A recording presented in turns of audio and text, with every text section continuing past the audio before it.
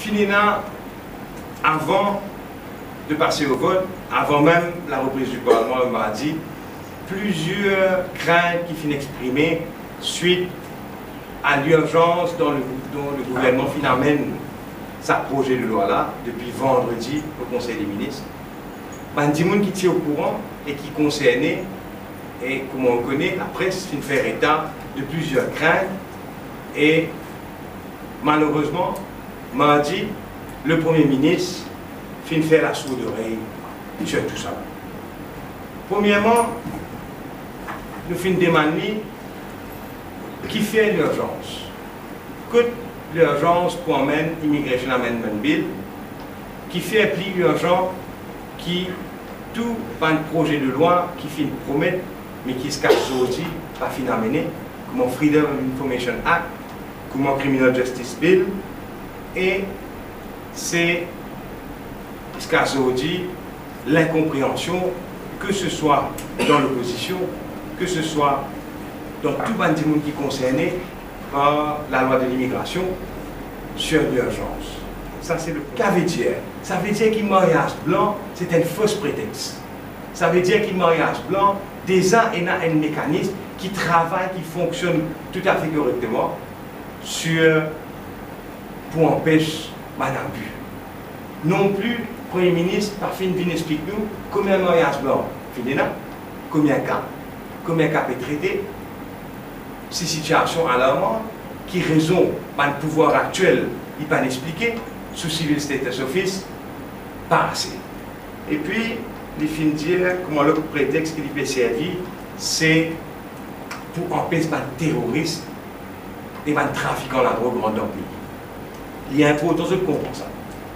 Aujourd'hui, avant l'amendement de l'Immigration Act, le Premier ministre qui déjà est dans le pouvoir sous la section 8 du Immigration Act pour empêcher quiconque de rentrer, sauf un citoyen ou un résident qui finit un résident à travers le mariage à un Mauricien, pour empêcher quiconque, à part ça de là, donc n'importe qui visiteur, qu'il y ait un touriste, qu'il y ait un travailleur, de rentrer sur le territoire mauricien, si c'est un dimoun qui finit déclarer un terroriste, ou si c'est un dimoun qui suspectait d'être un trafiquant de drogue.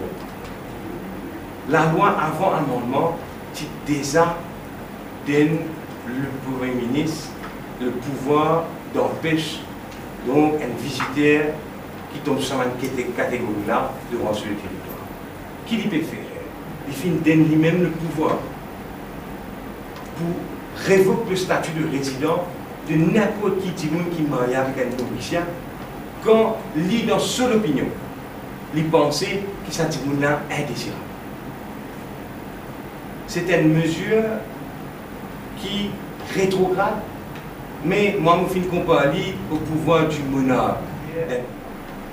Quand après, si la Cour décide pour rentrer là, et moi je me doute là, si la Cour décide pour rentrer là, elle a obligé d'attendre 4 années. C'est pour ça qu'il nous appelle bien la loi inhumaine.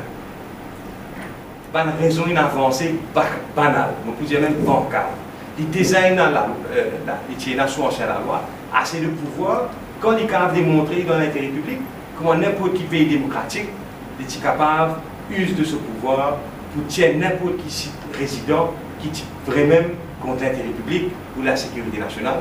Il est capable aussi, d'après ce man de pouvoir, empêcher un monde d'acquérir le statut de citoyen, la nationalité, quand il est capable de démontrer qu'il est contre l'intérêt public et l'intérêt national.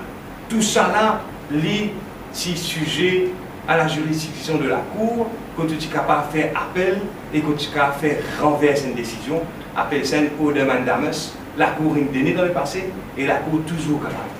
Ce qui parvient Jacques Nac, qui fait le Premier ministre, c'est qu'il donne lui-même aujourd'hui sous l'amendement Immigration Amendment Bill le pouvoir de décider lui-même en tant que Premier ministre dans seule opinion qui s'en a mérite pour rester, qui s'en a mérite pour aller. Et sans nous redire, c'est un projet de loi, aujourd'hui la loi qui finit votée sans amendement mardi, qui peine à se place dans une démocratie, qui peine à se place dans l'île Maurice, qui a un pas rétrograde de décennies en arrière Et c'est très très grave.